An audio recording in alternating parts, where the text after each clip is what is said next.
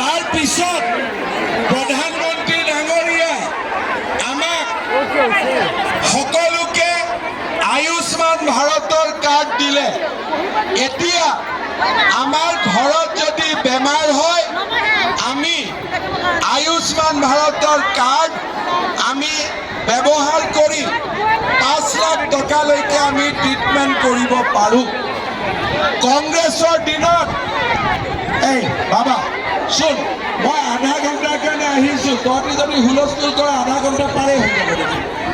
তহঁতি বহি ল, বহি ল, বহি ল, বহি ল, বহি ল, বহি ল, বহি ল, বহি ল, বহি ল,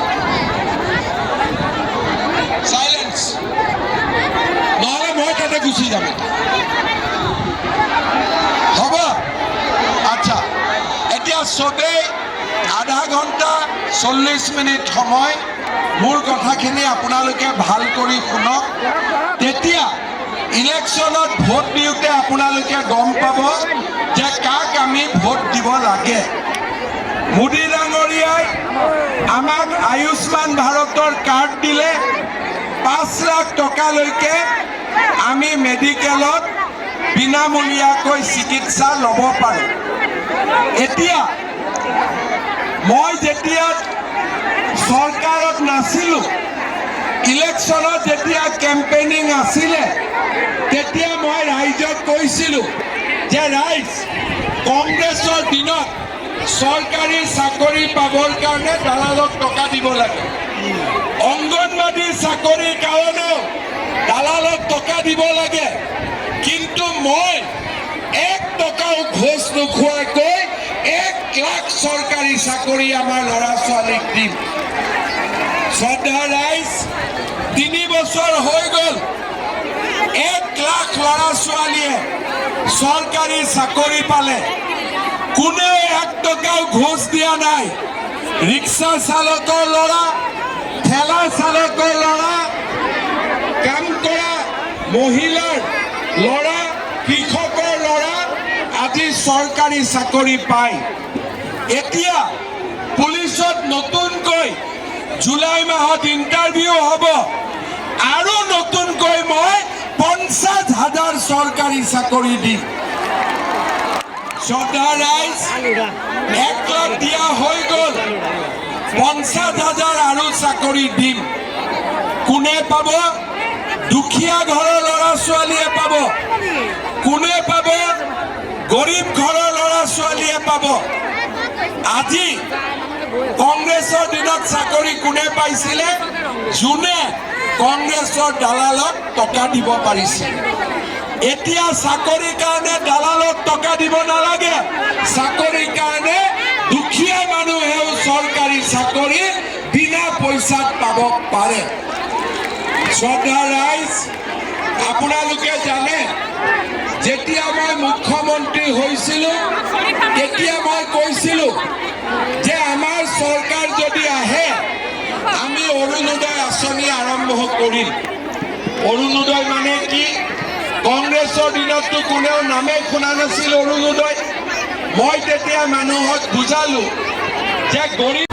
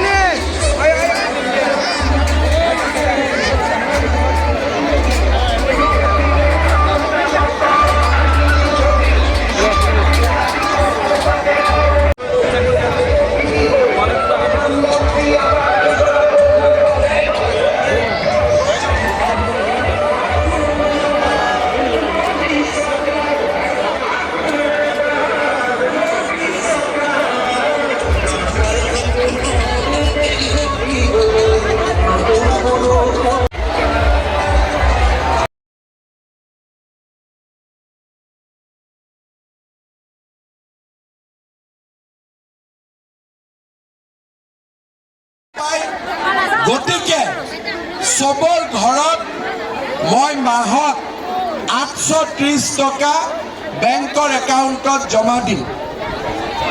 চৰকাৰ হ'ল 20 লাখ মহিলাৰ বেংকৰ একাউণ্টত প্ৰথমতে 830 টকা, এতিয়া আমি 1250 টকা জমা দিওঁ।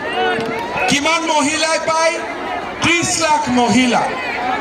এইবাৰ আমি কি কৈছোঁ যে আপোনালোকে যদি বিজেপি চৰকাৰক ভোট দিয়ে, আপোনালোকে যদি সুৰেশ বৰাক ভোট দিয়ে, বিজেপিৰ চৰকাৰ দিল্লীত, দিছপুৰত বিজেপিৰ চৰকাৰ, মই ধিং সমষ্টিৰ প্ৰত্যেক ঘৰে ঘৰে অৰুণোদয় আঁচনি দিম।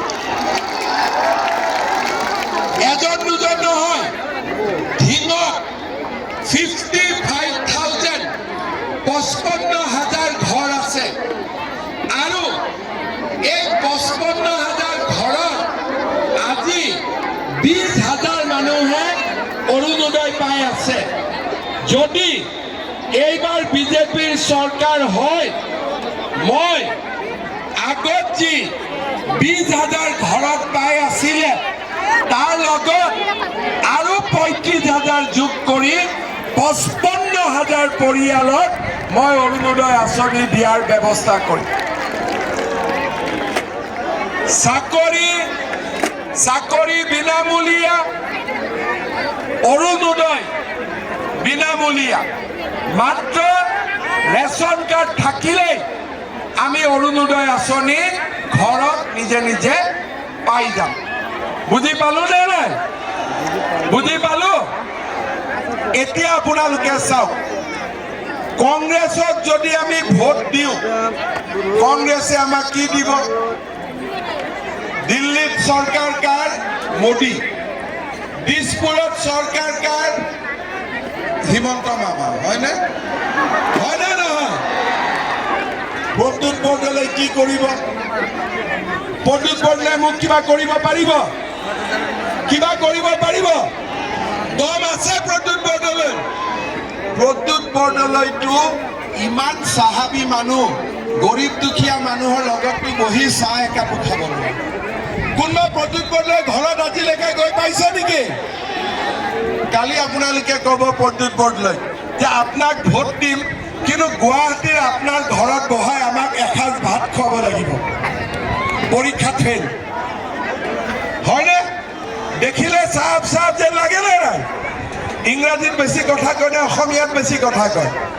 মই কংগ্ৰেছত থাকোঁতেতো ইংৰাজীত বেছি কথা কৈছিলে, এতিয়া যদি বদলিছে মই ক'ব নোৱাৰো। চাহাবী মানুহ, ভোট দি কি লাভ হ'ব? ভোটটো বেকাৰ যাব। গৰু ঘৰত আছে, দানা খুৱাই আছো, গাখীৰ নিদিয়ে, কি লাভ হ'ব? কিবা লাভ হ'ব নেকি? প্ৰদ্যুৎ বৰদলৈক ভোট দিলে কোনো কাম নহ'ব। আমিনুল ইছলামক ভোট দিলে ৰাইজৰ কাম নহ'ব।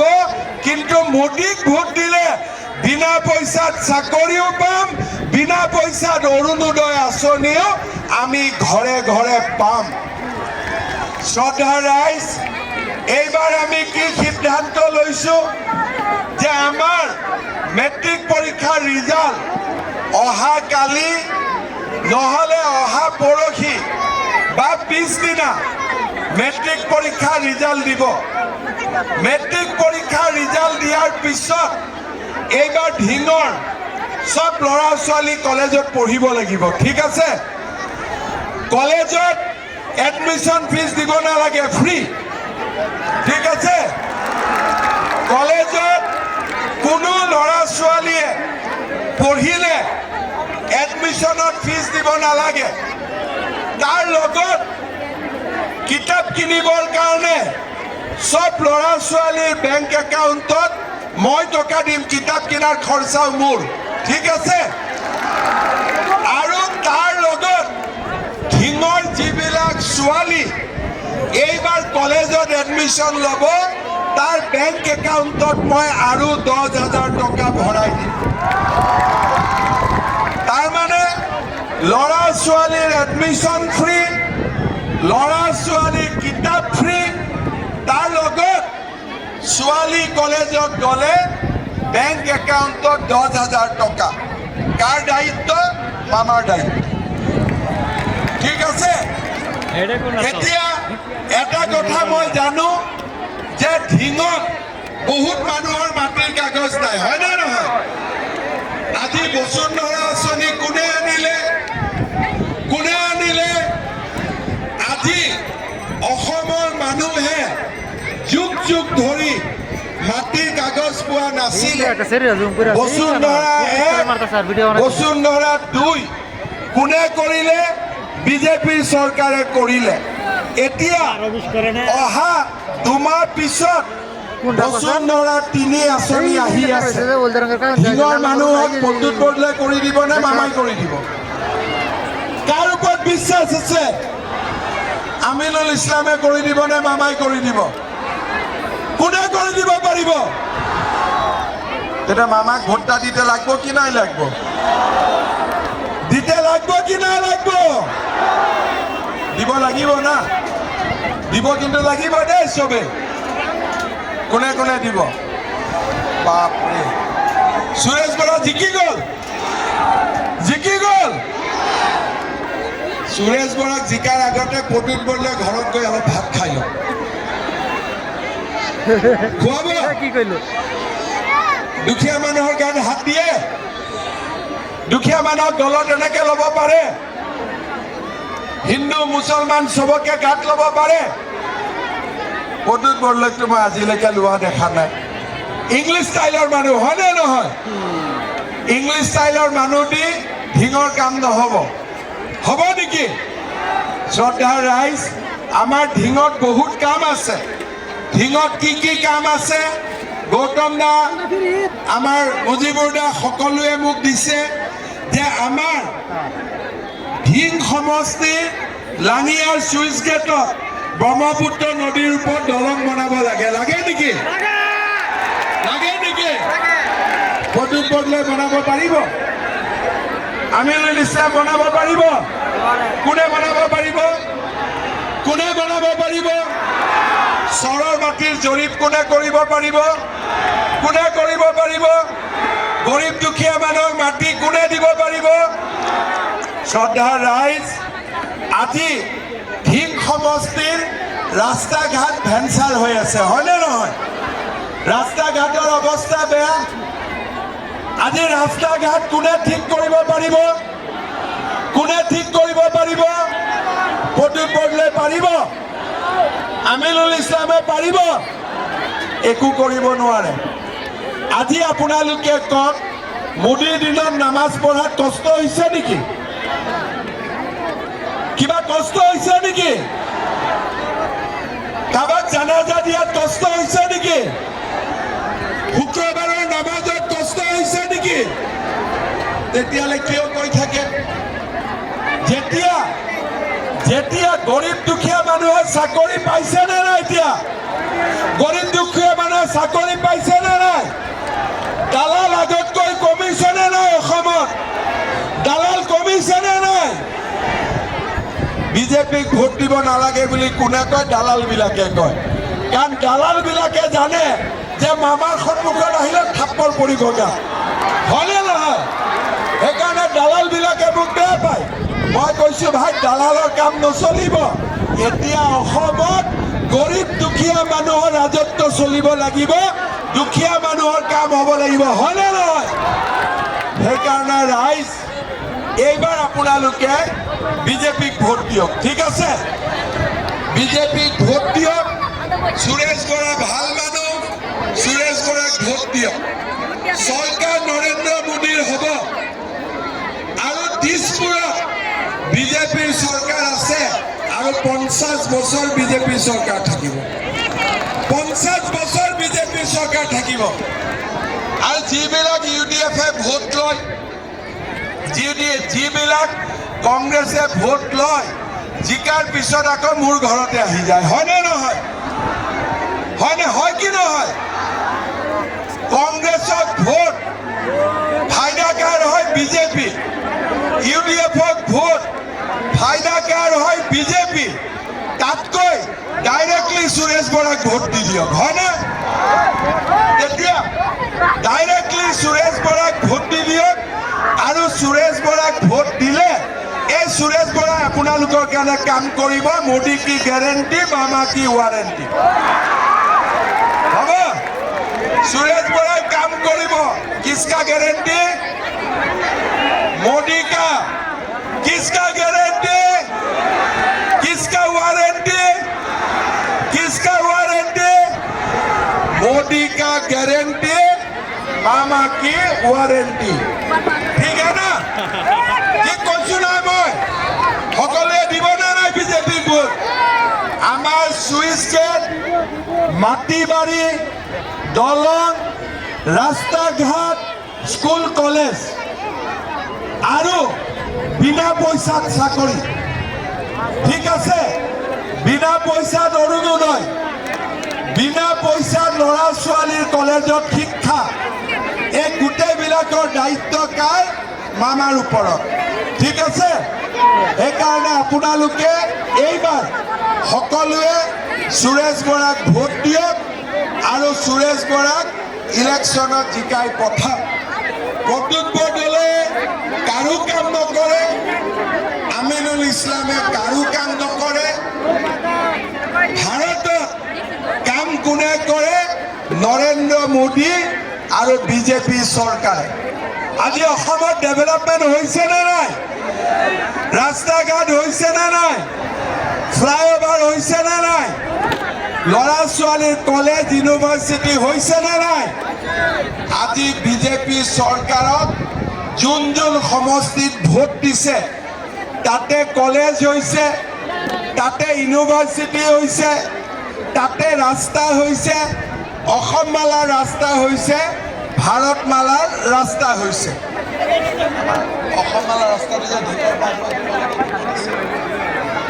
এতিয়া নগাঁৱৰ পৰা বটদ্ৰৱা ঢিঙলৈকে অসমমালাৰ ৰাস্তা হৈছে। এতিয়া যদি লাহৰী ঘাটলৈকে লম্বা কৰি দিওঁ ধুনীয়া হ'বনে নাই? হ'বনে নাই? কোনে কৰিব পাৰিব? কংগ্ৰেছে কৰিব পাৰিব? পুৰণা টকা চলে? পুৰণা টকা মোদীয়ে বেন কৰি দিলে নে নাই? দিলে। যেনেকে পুৰণা টকা মোদীয়ে বেন কৰি দিলে তেনেকে পাব্লিকেও কংগ্ৰেছ বেন কৰি দিলে। এতিয়া নচলে তেনেকে এতিয়া ভাৰতত কংগ্ৰেছ পাৰ্টিও আৰু নচলে। কংগ্ৰেছ পাৰ্টিৰ দিন পাৰ হৈ গ'ল আৰু কংগ্ৰেছ পাৰ্টি ভাৰতত নচলে আৰু UDF-টোতো আৰু নচলে, পামচাৰ হৈ গ'ল, হয়নে নহয়? গাড়ীৰ চাকা পামচাৰ হয়নে নহয়? হয়। কংগ্ৰেছৰ চাকা পামচাৰ হৈছে নে নাই? হৈছে। UDF-ৰ চাকা পামচাৰ হৈছে নে নাই? এই পামচাৰ ভাল কৰা মেকানিক নাই আৰু। এই পামচাৰ ভাল কৰা মেকানিকৰ চাবি মোৰ হাততে আছিলে, এতিয়াতো নাপাব আৰু। এতিয়া কংগ্ৰেছ পাৰ্টিৰ কোনো কাম নাই, পাব্লিকৰ কাম নকৰে, খালি দালালৰ কাম কৰে আৰু দুখীয়া মানুহক দুখীয়া কৰি ৰাখে, দুখীয়া মানুহক সহায় নকৰে। বিজেপি চৰকাৰে দুখীয়া মানুহক বিনা পইচাত চাকৰি দিয়ে, অৰুণোদয় দিয়ে, বিনামূলীয়া ৰেচন দিয়ে, উজ্জ্বলা গেছ দিয়ে, আয়ুষ্মান ভাৰতৰ কাৰ্ড দিয়ে, ল'ৰা ছোৱালীৰ শিক্ষাৰ দায়িত্ব লয়। সেইকাৰণে মই ঢিঙৰ ৰাইজক অনুৰোধ কৰিম যে এইবাৰ সকলোৱে ভাৰতীয় জনতা পাৰ্টিক ভোট দিয়ক। বাৰে বাৰে কংগ্ৰেছক ভোট দি আছো, বাৰে বাৰে UDF-ক ভোট দি আছো, ঢিং সমষ্টিৰ ডেভেলপমেণ্ট হোৱা নাই। এইবাৰ টেঙা আমটো বজাৰত বহুত ওলালে, এইবাৰ মিঠা আম খাই চাওক, ঠিক আছে? একবাৰ মিঠা আম খাই চাওক। যদি মিঠা আমটো খাই ভাল লাগে আপোনালোকে আগলৈকে গৈ মিঠা আম খাব পাৰিব, হয়নে নহয়? মই ঢিঙত আকৌ আহিব লাগিবনে নাই? ৰাস্তা ঘাট বনাব লাগিবনে নাই? লাগিব। সুইচ গেট বনাব লাগিব, গৰাখহনীয়া ৰখাব লাগিব। কংগ্ৰেছৰ দিনত ধানৰ মূল্য কিমান আছিল? 600 টকা, এতিয়া 2200 টকা, হয়নে নহয়? সৰিয়হত আজিকালি 5,500 টকা পায় নে নাপায়? ভাৰত মাতা কি নৰেন্দ্ৰ মোদী, নৰেন্দ্ৰ মোদী, সুৰেশ বৰা, সুৰেশ বৰা। মই আকৌ এটা কৈ দিছো, UDF